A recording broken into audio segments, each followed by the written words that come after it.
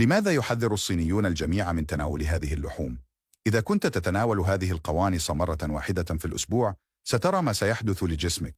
90% من الناس لا يعرفون ذلك، ولكنها طعام مغذٍ للغاية. شاهد حتى النهاية واستعد لتلقي هدية رائعة. سأعطيك وصفة لذيذة للقوانص. خلال الأسبوع الأول، ستشعر بزيادة في الطاقة بفضل الحديد الموجود في القوانص، الذي يساهم في إنتاج الهيموغلوبين ونقل الأكسجين إلى كل خلية في جسمك. في الأسبوع الثاني، تبدأ الفيتامينات B الموجودة في القوانص بلعب دور حيوي في صحة الجهاز العصبي. قد تلاحظ تحسناً في التركيز والوضوح الذهني وحتى جودة النوم. لكي تعطيك فكرة، نقص فيتامين B12 يمكن أن يسبب مشاكل مثل الضعف، ضيق التنفس، الخدر والتنميل في اليدين والقدمين، صعوبة التوازن والعديد من الأمور الأخرى. بالفعل في الأسبوع الثالث، مع الزنك والخصائص المناعية الأخرى للقوانص، ستتعزز الدفاعات الطبيعية لجسمك، ويمكنك أن تقول وداعاً للزكام المتكرر. القوانص تعمل بالفعل كدرع واق لجسمك. في الأسبوع الرابع، سيكون المستفيدون عضلاتك وعظامك. العناصر الغذائية وخاصة الفوسفور تساهم في صحة العضلات والعظام. ستزداد قوتك البدنية تدريجياً، وستصبح عظامك أكثر قوة وثباتا، أقل عرضة للسقوط والكسور.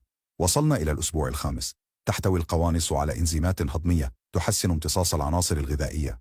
استعد لهضم أكثر فعالية وامتصاص غذائية أفضل. سيساعدك هذا على تقليل الحموضة والحرقة والمشاكل الهضمية الأخرى. في الأسبوع السادس، تصبح الفوائد للقلب واضحة. تنظيم مستويات الهوموسيستين يساعد في الحماية من أمراض القلب والأوعية الدموية. حافظ على قلبك قويا وصحيا. بعد 7 أسابيع من إضافة القوانص إلى نظامك الغذائي، يصل جسمك إلى مستوى جديد من الدفاع ضد الأمراض. تساعد مزيج العناصر الغذائية المضادة للأكسدة وخصائصها المضادة للالتهابات في الوقاية من مشاكل صحية متنوعة. الوقاية من أمراض القلب والأوعية الدموية، مكافحة الأنيميا، دعم الجهاز المناعي، تقليل خطر الاضطرابات العصبية، وأكثر من ذلك بكثير.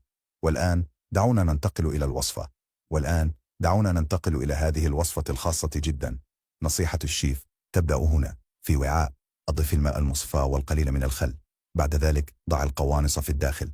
سيزيل هذا الرائحة القوية للقوانص. اتركه لمدة 10 دقائق على الأقل.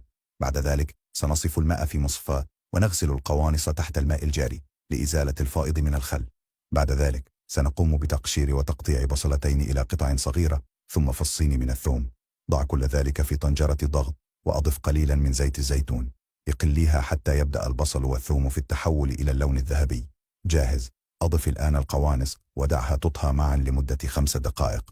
في هذه الأثناء سنقوم بتقطيع طماطم إلى مكعبات، وأيضا البقدونس بالإضافة إلى إعطاء نكهة خاصة، هو أيضا مطهر ممتاز للجسم. أضف كل ذلك إلى الطنجرة وامزج جيدا. حان الوقت الآن لإضافة التوابل حسب ذوقك. أضف قليلا من الزعفران، قليلا من مسحوق الفلفل الحار، وأخيرا قليلا من الملح. امزج كل شيء جيدا. وإليك نصيحة أخرى من الشيف. أضف ملعقة كبيرة من معجون الطماطم، ثم أضف الماء حتى يغطي القوانص، وسنتركه تحت الضغط لمدة 30 دقيقة على نار متوسطة. وعندما يخرج سيبدو هكذا. ببساطة رائع. أولئك الذين لا يحبونه سيبدأون في حبه من الآن فصاعدا.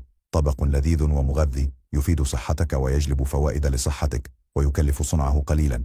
الصحة والقدرة على الوصول إلى طعام مغذي لشعبي. إذا وصلت إلى هنا ووجدت قيمة في هذا الفيديو، دعني أعرف.